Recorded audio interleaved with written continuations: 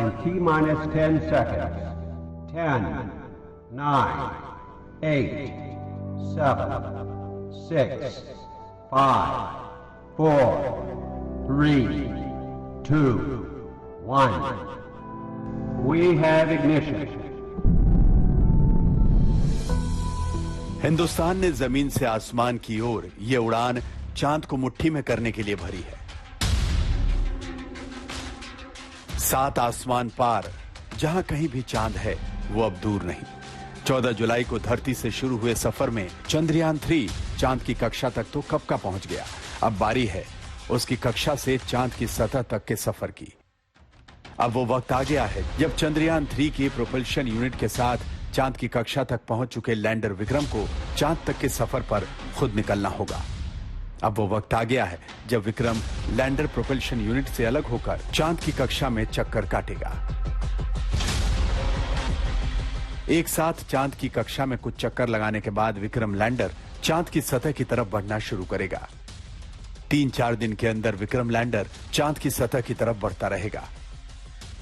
जैसे ही विक्रम लैंडर चांद की सतह के करीब पहुंचने वाला होगा, लैंडिंग साइट के लिए लैंडर चांद की सतह की स्कैनिंग शुरू कर देंगे।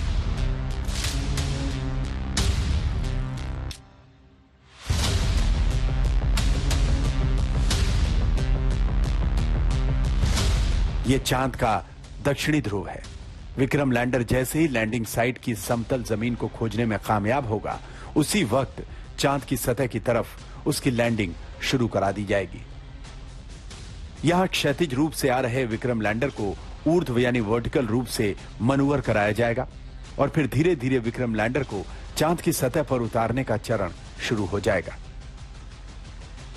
जब विक्रम लैंडर चांद की सतह को छूने वाला होगा, तब 1752 किलोग्राम के विक्रम लैंडर की वर्टिकल वेलोसिटी यानी ऊर्ध्व गति सिर्फ 0.2 मीटर प्रति सेकंड होगी, जबकि क्षैतिज यानी हॉरिजॉन्टल वेलोसिटी 0.5 मीटर प्रति सेकंड की।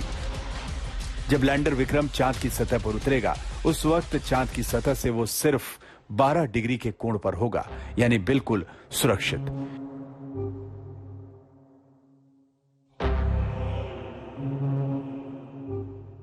विक्रम एक बार चांद की सतह पर सुरक्षित उतर गया तो मानो हिंदुस्तान ने चांद फतेह कर लिया। फिर तो विक्रम लैंडर के अंदर 14 जुलाई से इंतजार कर रहे रोवर प्रज्ञा की बारी आएगी। विक्रम लैंडर के अंदर से रोवर प्रज्ञा चांद की सतह पर उतरेगा और फिर चांद का एक एक किस्सा, एक एक कहानियां, एक एक रहस्य और चांद के दिल की तमाम बातें हिंदुस्तान तक भेजना वो शुरू कर देगा। तो बस चंद पलों का इंतजार कीजिए जब विक्रम अपने सफर पर निकलेगा। दुआ कीजिए कि विक्रम का सफर सफल हो, चांद पर तिरंगे की फतह कामयाब हो और हिंदुस्तान फख्र से बोल सके कि आज चांद हमारी मुट्ठी में है। आज तक ब्यूरो।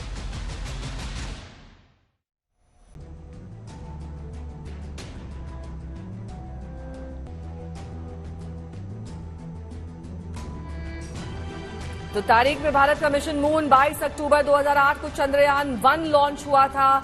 उसके बाद भारत ने कई इबारतें लिखी हैं। इस कड़ी में बहुत सारे अचीवमेंट्स भारत के नाम जुड़े हैं। 8 नवंबर 2008 चांद के ऑर्बिट में पहुंचा था चंद्रयान 1, लेकिन 29 अगस्त 2009 को चंद्रयान 1 से संपर्क टूट गया था। 22 जुलाई 2019 चंद्रयान 2 की लॉन्चिंग हुई थी। इस कड़ी में भी चांद के ऑर्बिट तक पहुंच गया था चंद्रयान 2 20 अगस्त 2019 को। 6 सितंबर 2019 लैंडर विक्रम क्रैश हुआ था।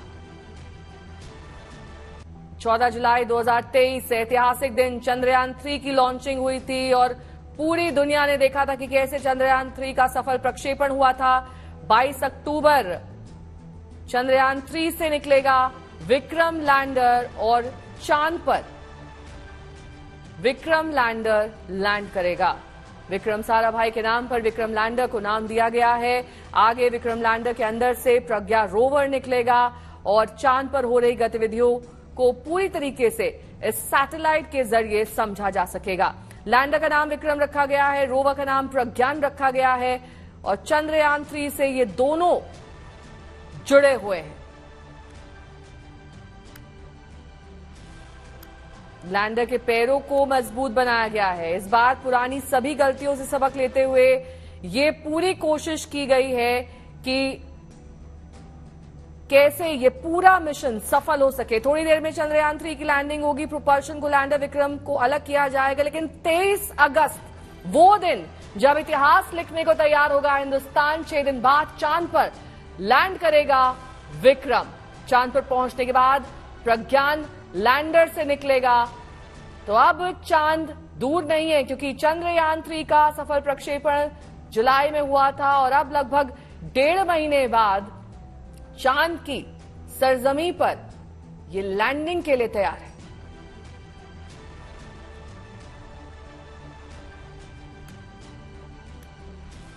हिंदुस्तान का मून मिशन चंद्रयान 3 के लिए आज का दिन बेहद अहम। चांद की सबसे नजदीक वाली कक्षा में पहुंच चुका है। प्रोपल्शन यूनिट से अलग होकर विक्रम लैंडर को चांद की तरफ बढ़ने का समय आ गया है। मतलब आज से लैंडर विक्रम अपने अंदर रोवर प्रज्ञा को लेकर चांद की तरफ धीरे धीरे बढ़ना शुरू करेगा और तय समय के मुताबिक अगले 5 दिन में हिंदुस्तान चांद पर होगा।